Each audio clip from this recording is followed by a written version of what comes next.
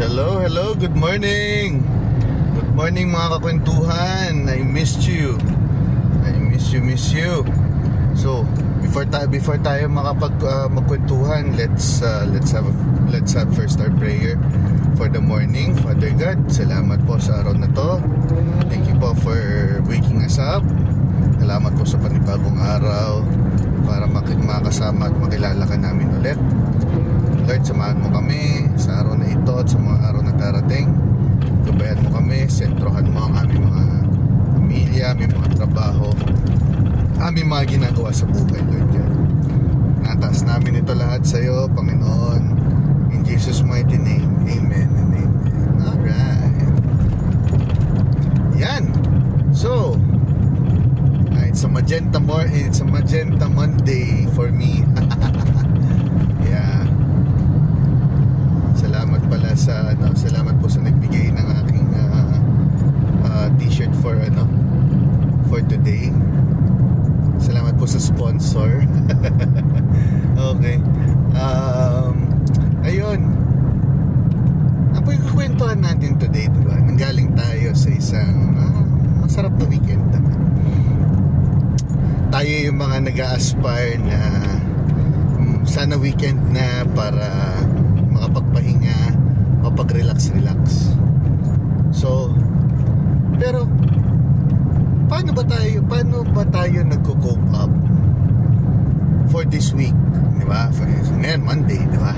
Kaya yung iba, Monday na naman. Paano ngayon, di ba? Yung iba naman na okay, Monday, game. Ito na, nakaset na to, ganito. Pero paano? No?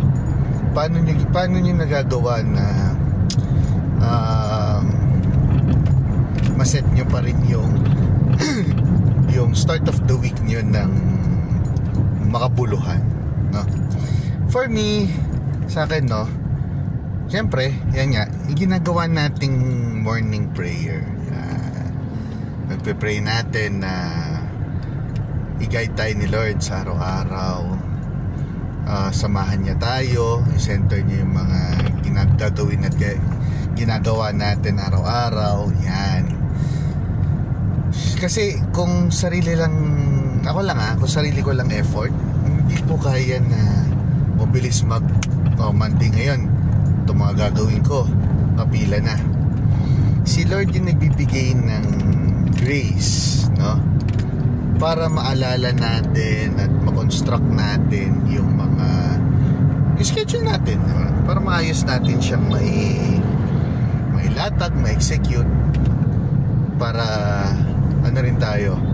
Yun yung way niya para gabayan tayo. Ibigay niya tayo ng ample wisdom for us to conquer the day. Siya nagbibigay sa atin ng pasensya para sa ating mga ginagawa, sa mga may encounter nating makakaiksi ng ating mga pasensya. Ayan, number 1. Tapos ang tawag mo doon, sa wisdom para maging productive tayo, diba? Siya rin yung nagbe-bless ng ating mga kamay para maging productive din tayo sa araw na ito or sa araw-araw. Yan. Kaya ngayon, after kong niyan, ang laging inano sa akin nun, ang laging natututunan ko na ngayon, yung gamit ako notebook. Everyday pagdating ko ng office, ayan, magre-recall ako lahat. Ano ba dapat mga to-dos ko for the week, mga naiwan ko last week, mga gagawin ko pa for the days to come. Kaplat yan, today, tomorrow, Wednesday, Thursday. Lalagay ko na lahat doon. Even schedule of meetings, presentations, yung mga nitty-gritty tasks na kailangan asikasuhin. Tapos after nyan, ang sunod na dapat natin ginagawa dyan is prioritization. Right? So, alamin natin dyan kung urgent ba yan or important, or urgent yan, not important, or important, not urgent, di ba? Ganun. So, meron kasi dyan na important and urgent, diba? Mga critical. then urgent not important, tapos yung dalawang yan, no? Kaya dapat yun, maset natin yun ganito, yan. So mapaprioritize mo na yung list mo. Lalagay mo na yung 1, lalagay mo na yung 2, pangalawa mong gagawin, pangatlo. Tsaka kung kaya mo nga nun, matansya mo na rin ilang oras mo gagawin, diba? Ilang araw mo to gagawin, para meron ka rin natatapos. Tsaka isa-isa lang. Huwag natin pagsabay-sabayin, no? I'm not against multitasking. Well, kung kaya mo. Pero kung di mo kaya at ikaw talaga yung tipong very focused na tao na pagka may gagawin ka, gusto mo yun lang. Yun lang. Mahalaga naman you made an accomplishment for the day. And tomorrow is another day. May natapos ka, may nagawa tayo.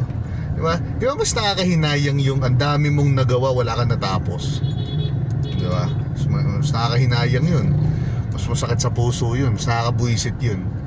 Sa dami ko nang ginawa, wala pala ako natapos. Kasi hindi mo na prioritize. Hindi mo na set ano ba dapat mauna, alin ang dapat na hindi.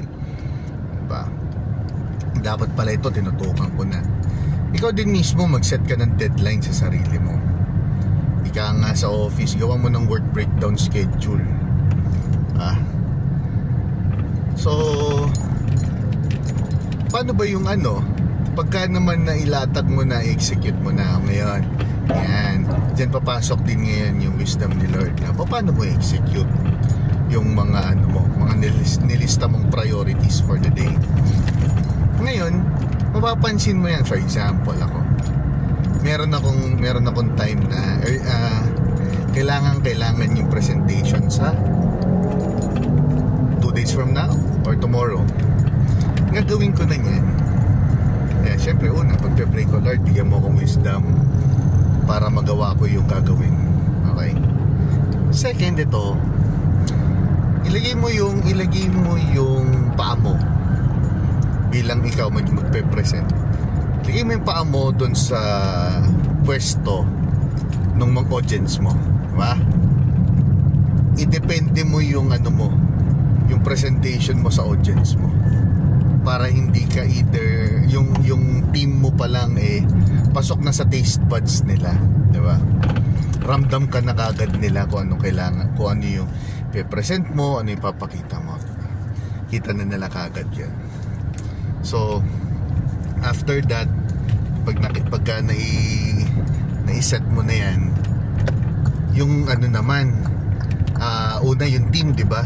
Pangalawa mo namang iset yung yung language mo. Paano mo ba i-deliver yung delivery ng presentation? Paano mo i-deliver yung press mat in a way na may intindihan ka nila,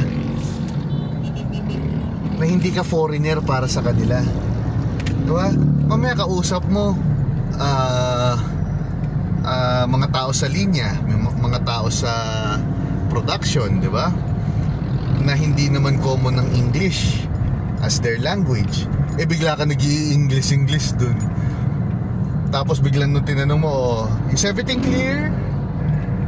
Yes na lang ako. Para matapos na. Pero hindi mo nakuha yung comprehension na hinahanap. So ayun, no? Yun yung mga examples of how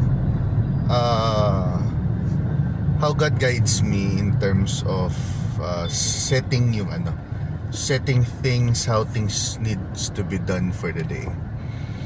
So yun. By the way, yung palang topic na yun was suggested by one of my subscribers, no? Siyempre sa wife ko. Tinanong ko kasi siya kanina. Sabi ko, love, ano ba magandang pagkwentuhan? Ito kwento mo ganito. Ayan nga, itong topic nga natin today, no? So yan, even yung mga small na yan, yun na last time ko na-mention sa video ko, di ba? Communication. Even the smallest questions, smallest things, pag-usapan nyo. May magugulat kayo, either may humor yan o wala. Ayun lang naman yun. Mahalaga nag-uusap kayo. Alright?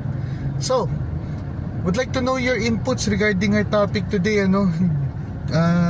just drop your comments in the comments box on this video, and then sa next kong vlog, pag-usapan natin kung ano yung comment nyo or kung ano man yung inputs nyo. Pasok natin siya sa mapag-uusapan, no? So, this has been your Kuya Bench, no? Salamat po sa pakikinig, salamat po sa pang-araw-araw. By the way, this is day 10 of our kwentuhan. Busy pa rin talaga, nagiging busy na tayo. So, ingat tayong lahat, God bless us all, God loves us. Thank you.